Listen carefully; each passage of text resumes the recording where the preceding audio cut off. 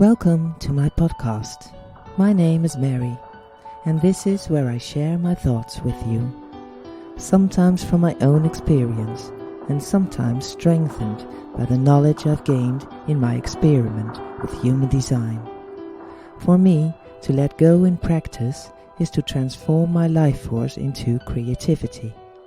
If, as a listener, you can pick up something from this or take it into your own life, you are most welcome to do so. If you would like to enter the experiment of human design yourself, or you're looking for a coach, please go to my website and contact me. Maybe I can guide you in the journey towards yourself. You'll find the link in the show notes.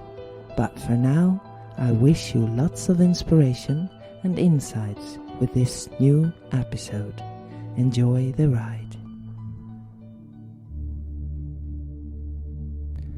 Oneness by design. When I look at my body graph and all that I have learned so far, it is obvious that all the gates, channels and defined centers are interacting to either complement or enhance each other.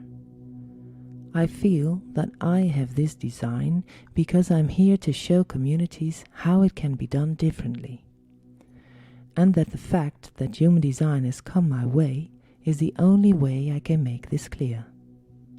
My profile gives me the opportunity to do that, because first and foremost, the 5-1 has the ability to lay the foundation down on what she sees, does research on facts and does so carefully, and the 1, as a researcher, is also born to teach what she has researched, but cannot do this without the 5, who in this is not afraid to step out forward when it is exciting. Because in exciting times, the 5 is the one who has the resolving power, can be the savior with a message that does not concern the individual alone, but one that affects the whole community. And because the 5 works transpersonal, it can also reach large communities. They do not have to be their friends. They can be people who are open to transformation, but also people who are stuck in a story they have told themselves.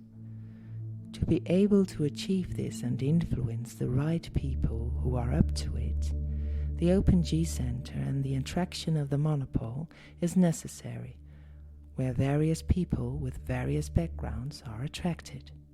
Because with my completely open G center, I am not for one kind of person.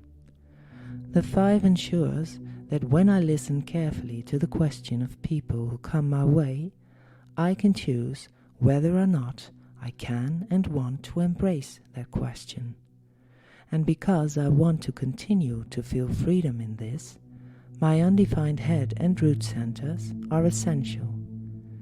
When I can tap into various sources of inspiration for the big social issues, and I do not feel any mental pressure to solve them all, and I make sure that I have the patience to step into my divine timing while respecting the wave of my solar plexus and my gate 5, then a powerful message will come out that matters.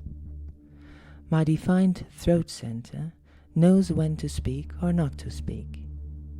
When I respond to the external signals that come to me, trusting on my defined spleen center and thus strong intuition, I know when to act. I also know that I will always have enough energy for this because my sacral center is defined, and I can use the channel of charisma to reach out to several people without having to do much. After all, I am always seen and noticed. My enveloping aura ensures that people see me when the moment is there to be seen, when the attraction is there to be seen. I touch people through my enthusiasm and skills, which I unconsciously always bring. When I look at the lines in my design, I see that most of them are a 5th line. I am expected to solve problems, that I teach and that I only teach when I have laid a good foundation and researched well what I want to convey. In that I am already seen as a role model, and it shows in the many gates that I have a sixth line. That I am allowed to assert my voice is supported by both line 1 and line 5, and that I share my own experiences in this is reflected in my circuitry. There is a lot of logical sharing in my design, so being silent is not an option, but speaking up to the moment that is in response, and not on my own initiative and the moment I think it's right. There again my open head and undefined ajna help, because I have no consistent story. I speak the story that feels right in my intuition at that moment, and then it comes out with power. I am here to show that even though you have a lot of energy and you look strong and confident, the outside doesn't always match the inside. That vulnerability and feelings are essential, because when you don't allow this to happen, the energy you have can really leak out into something that burns you up. I am here to show and experience for myself that every human being is unique, that we are not comparable to each other, and that therefore we can complement each other and appreciate each other's uniqueness. That money isn't everything, and that happiness is in other things than that we all have accumulated so far. That it is important to see and love yourself first before you can love others. Because when you love yourself, you find yourself worthwhile, you can look at the other without judgment, and they will find in you a mirror that will return the self-love and self-worth. My open centers allow me to remain open-minded and free from any pressure whatsoever. And my divine solar plexus teaches me that every moment is good, when it is good for the moment it should be good. It teaches me that life comes to you in the form that is meant for you, whether you want it to or not, and that any form of control arises and originates in not self and conditioning, but that it's not right or wrong, but that awareness of it and exploring within yourself what value it has for you when you don't personalize it makes it a whole.